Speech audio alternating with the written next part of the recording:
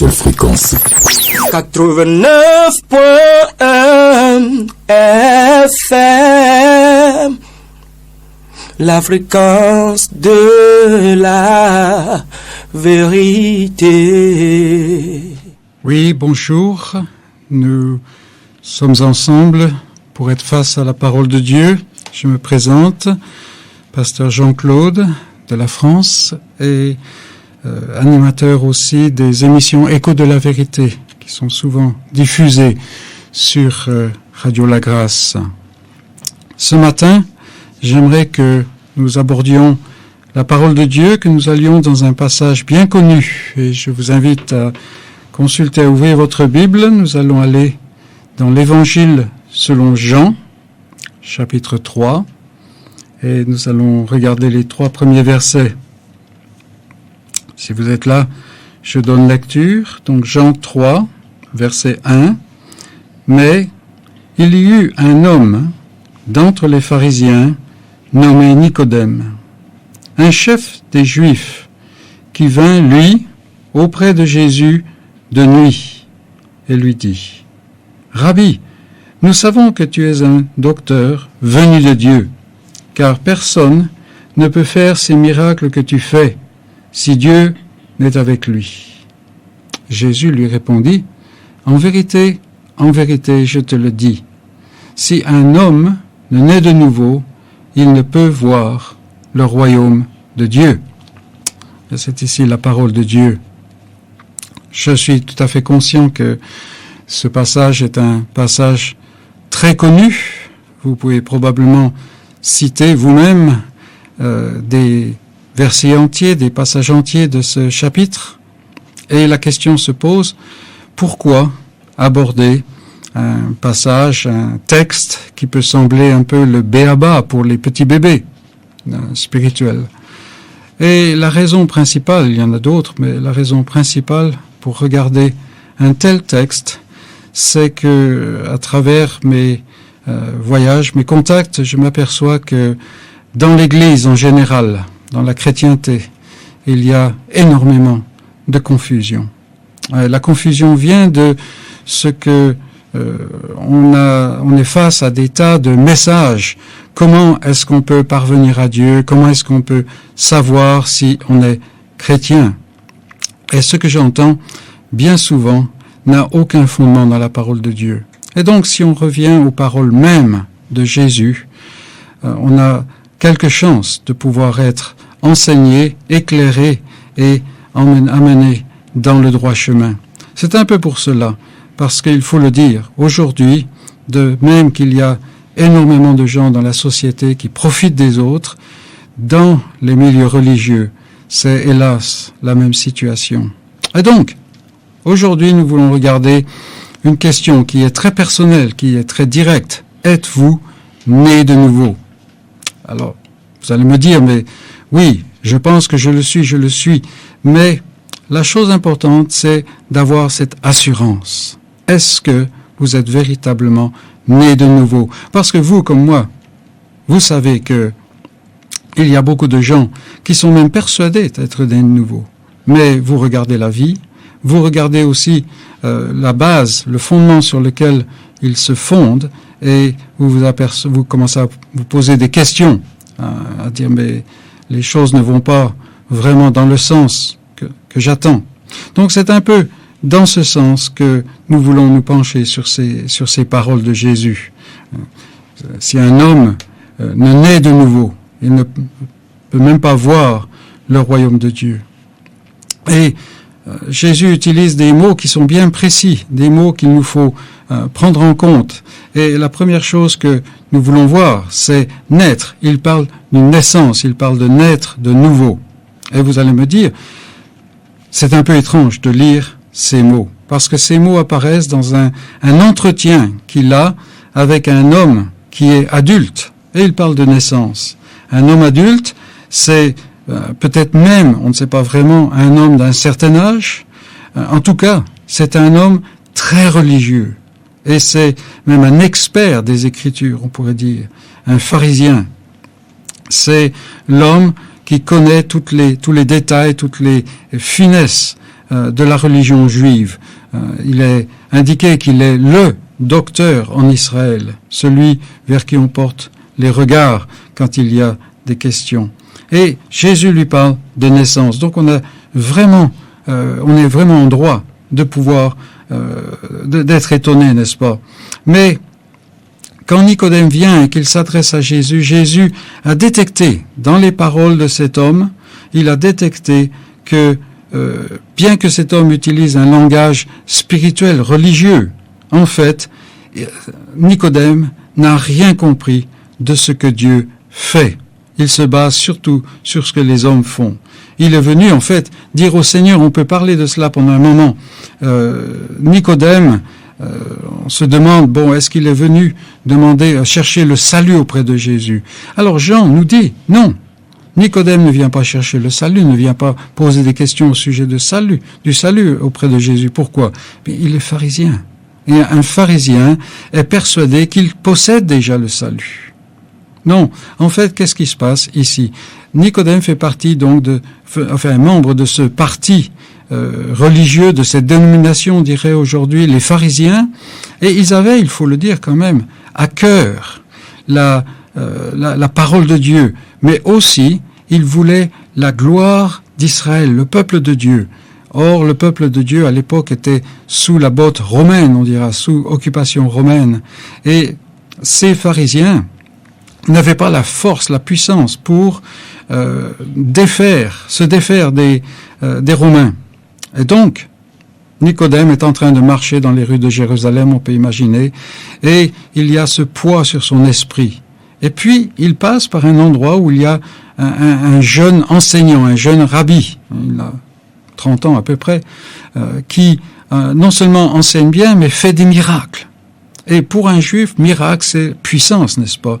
Donc voilà Nicodème, qui fait partie des pharisiens, qui n'ont pas de puissance pour chasser les Romains, et il rencontre quelqu'un qui a une puissance qui, en fait, vient de Dieu. Il dit, personne ne peut faire les miracles que tu fais, si Dieu n'est pas avec lui. Et en fait, Nicodème vient auprès de Jésus pour chercher un partenariat, on dirait aujourd'hui. Il dit, toi Jésus, tu as la puissance que nous n'avons pas.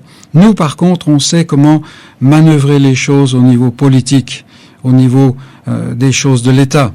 Oui. Donc, si on se met ensemble, nous allons pouvoir faire quelque chose, n'est-ce pas? Et on rencontre cette situation un peu partout. Peut-être même vous-même. Vous dites, mais oui, je vois que dans le message de Jésus, il y a quelque chose. Alors, si Jésus vient me donner la force, alors je vais faire tout mon bien, tout ce que je pense je dois faire, et puis finalement, je serai accepté au ciel et je pourrai éviter l'enfer. Beaucoup de gens sont comme ça.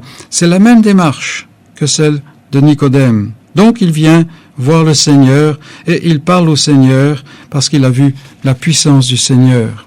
Et c'est vraiment surprenant parce que Jésus-Christ lui-même lui dit, en quelque sorte il lui dit, tu veux m'aider, tu veux qu'on s'associe pour amener le royaume de Dieu sur terre, n'est-ce pas?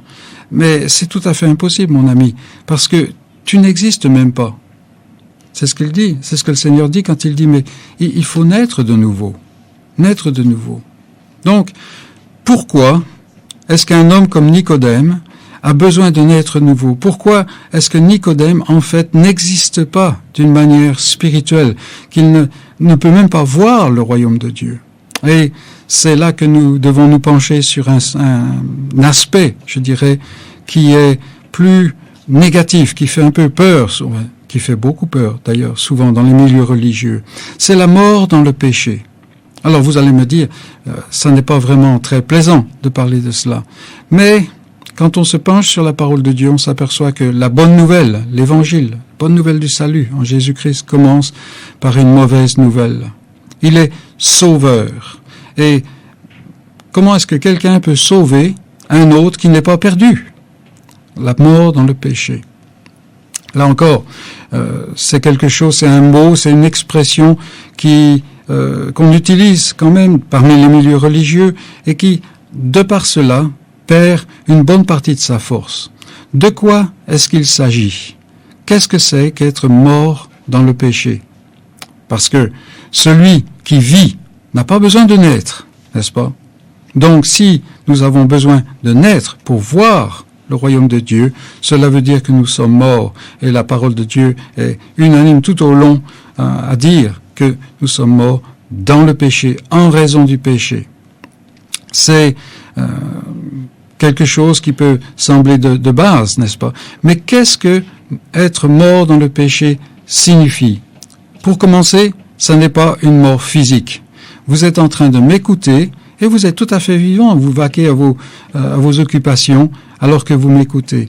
Mais ça n'est pas une mort physique. La mort physique est un dérivé de cela. Parce que même si vous m'écoutez, et si Dieu n'a pas fait quelque chose en vous, alors bien que vous viviez, vous êtes mort dans vos péchés.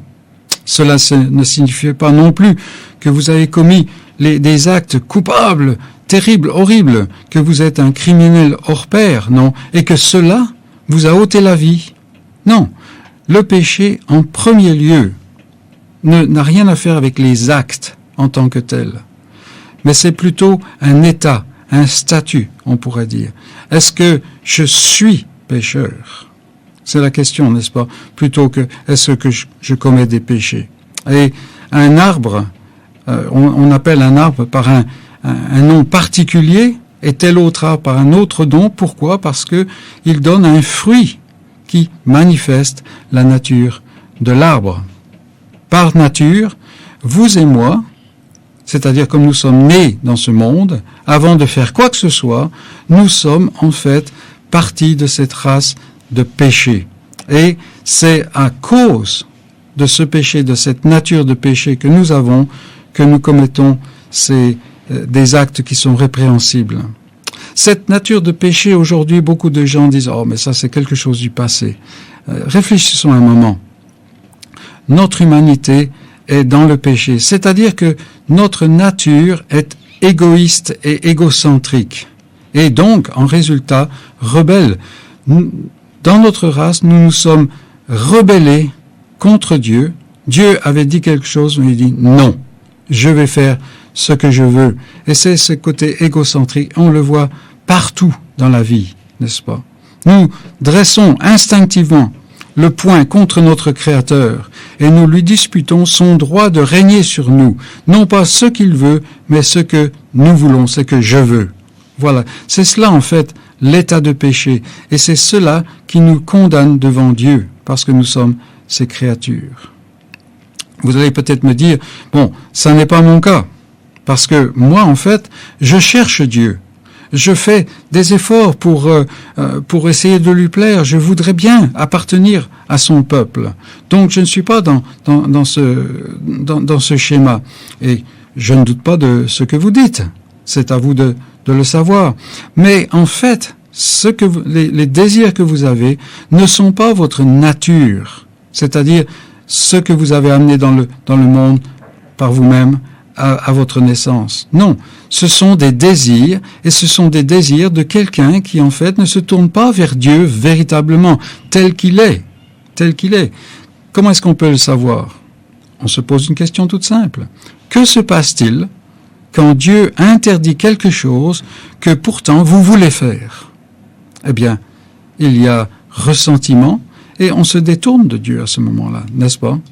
Donc, être mort dans le péché signifie en réalité être coupé de Dieu. Il n'y a plus de relation. C'est pourtant lui qui est la source de la vie. Et c'est pour ça qu'on parle de mort. C'est être sous sa colère en raison de mon égocentrisme. C'est parce que je suis tourné sur moi-même qu'il est en colère. Je me suis rebellé. Et c'est être dans le monde que Dieu a créé, moi-même, une créature de ce Dieu, et en route vers un jugement terrible qui est selon la vérité. Et vous comme moi, que nous le voulions ou non, nous marchons chaque jour, chaque minute, en direction de ce jugement. C'est